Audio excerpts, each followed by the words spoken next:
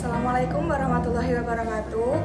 Kami dari kelompok 3 yang beranggotakan saya sendiri, Alifah Dia Sahrani, NIM 192111181, Ferry Pamungkas, NIM 192111183, dan Atika Yola Anggraini, NIM 192111184 akan menjelaskan tentang perubahan sosial. Saya akan menjelaskan materi yang pertama, yaitu tentang pengertian perubahan sosial.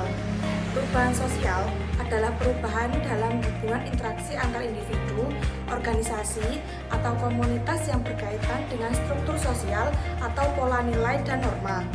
Dengan demikian, perubahan sosial yang dimaksud adalah perubahan sosial budaya, karena memang manusia adalah makhluk sosial yang tidak dapat terlepas dari kebudayaan. Dari selanjutnya yaitu tentang perspektif teori perubahan sosial. Masyarakat selalu bergerak, berkembang, dan berubah. Dinamika masyarakat ini terjadi karena faktor internal yang melekat dalam diri masyarakat itu sendiri, dan bisa jadi juga karena faktor lingkungan eksternal. Narwoko mengatakan bahwa ada banyak perspektif teori yang menjelaskan tentang perubahan sosial. Misalnya, perspektif teori sosio-historis, struktural fungsional, struktural konflik, dan psikologi sosial. Teori sosio-historis menempatkan variabel latar belakang sejarah dengan menekankan proses evolusi sebagai faktor utama dalam proses terjadinya perubahan sosial.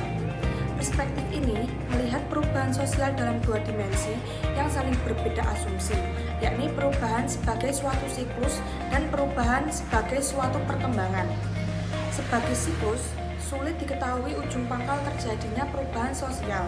Perubahan terjadi lebih merupakan peristiwa prosesual dengan memandang sejarah sebagai serentetan lingkaran yang tak berujung. Sedangkan perubahan sebagai suatu perkembangan juga pada dasarnya masyarakat walau secara lamban namun pasti akan selalu bergerak, berkembang, dan akhirnya berubah dari struktur sosial sederhana. Teori-teori perubahan sosial. Berikut ada beberapa teori perubahan sosial yang berkaitan dengan apa yang sudah dibahas di atas oleh teman saya. Saya melanjutkan teori-teori tersebut, antara lain teori evolusi. Dalam teori perubahan sosial ini dijelaskan bahwa evolusi mempengaruhi cara berorganisasi masyarakat, terutama yang berhubungan dengan sistem kerja.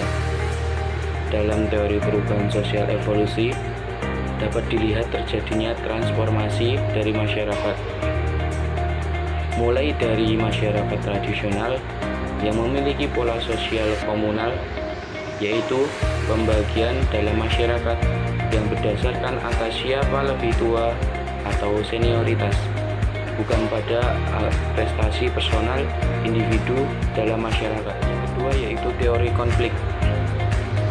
Teori ini melihat masyarakat dalam dua kelompok atau kelas yang saling berkonflik, yaitu kelas berjuis dan kelas proletar. Kedua kelompok sosial dalam masyarakat ini dapat dianggap sebagai majikan dan pembantunya.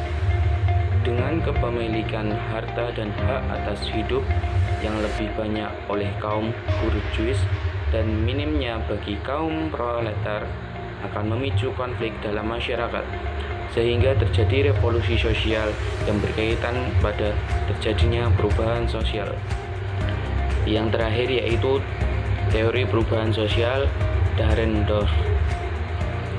Teori perubahan sosial oleh Dahrendorf berisi tentang hubungan stabilitas struktural sosial dan adanya perubahan sosial dalam masyarakat. Perubahan-perubahan yang terjadi dalam struktur kelas sosial akan berakibat pada nilai kepentingan. Dalam hal ini dapat menjadi nilai serta realitas dalam masyarakat. Kepentingan merupakan elemen kehidupan sosial. Perkenalkan, nama saya Atika Yola Anggraini, NIM 192111184. Di sini saya akan menjelaskan materi tentang faktor-faktor perubahan sosial. Faktor yang pertama yaitu faktor penyebab. Perubahan sosial dalam kehidupan masyarakat terjadi karena masyarakat tersebut menginginkan perubahan. Perubahan juga dapat terjadi karena adanya dorongan dari luar, sehingga masyarakat secara sadar atau tidak akan mengikuti perubahan. Perubahan berasal dari dua sumber, yaitu faktor acak dan faktor sistematis. Faktor acak meliputi iklim, cuaca, atau karena adanya kelompok-kelompok tertentu.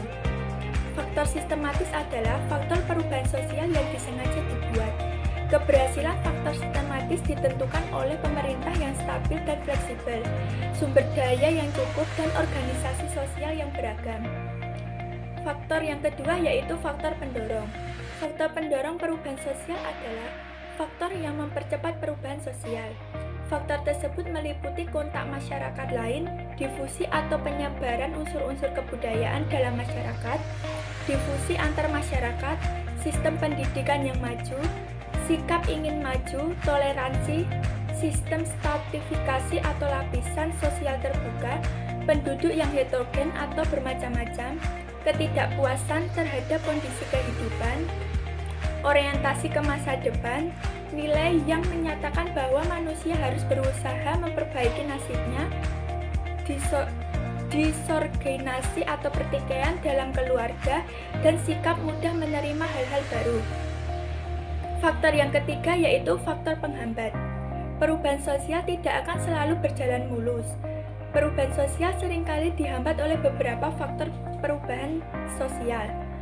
Faktor penghambat tersebut antara lain yaitu kurangnya hubungan dengan masyarakat yang lain, perkembangan ilmu pengetahuan yang terlambat, sikap masyarakat yang tradisional, adat atau kebiasaan kepentingan-kepentingan yang tertanam kuat sekali, rasa takut akan terjadinya disintegrasi atau peninggalan tradisi, sikap yang tertutup, hambatan yang bersifat ideologis, dan hakikat.